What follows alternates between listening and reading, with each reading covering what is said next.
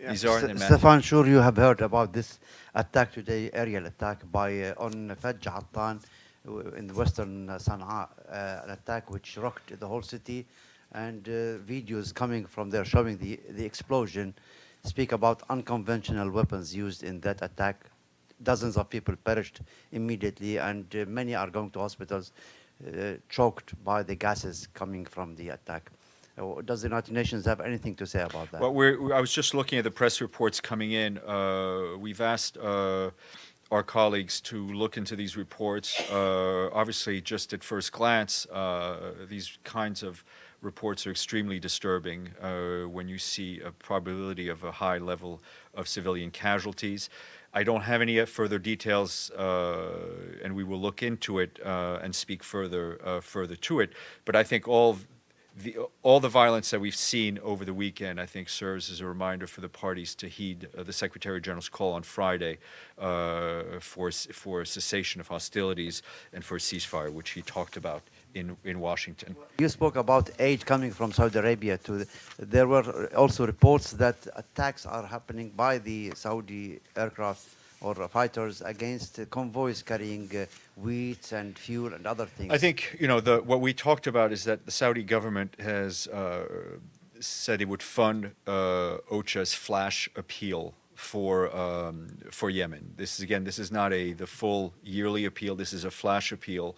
This will help a number of people in the immediate term to finance these operations, but clearly we need a cessation of hostilities to be able to deliver aid on a grand scale and to bring people the assistance they need. And again, as we've stressed from here on repeatedly, even before this round of violence, Yemeni civilians were in dire need of humanitarian assistance. So there's a much larger need, which is still unfunded. This was very much a flash appeal. I'll come back to you. Matthew. Sure. Yeah. Nizar. With the conflict in Yemen, which is both internal and external, going on for 3-4 weeks now, the refugees find no place to go, and there is no safe place in Yemen at all.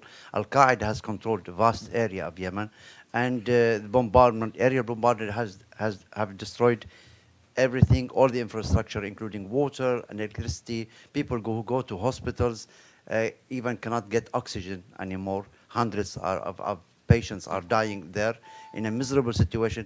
We hear about calls for ceasefire or calls for cessation of hostilities, but there doesn't seem there is question, please. Earnestness in communication with the Saudis to stop aerial bombardment, because this is destroying a country. Nizar. Yeah, this is a question. The statement part is over. Please find a question. The question is, when will someone tell the Saudis to stop destroying a country? I think the Secretary General's call on Friday could not have been clear. That message is also being passed through in different conversations.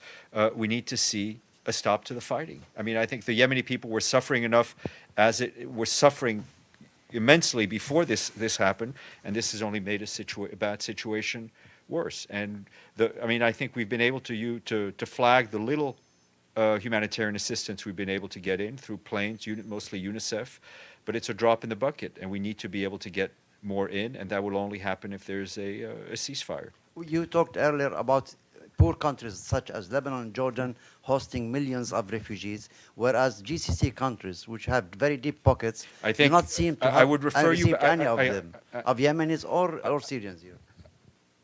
Contrary to my belief, to my policy, I will answer your statement as opposed to your question, but I would refer you back to what I said to Linda about the moral responsibilities of countries around the world.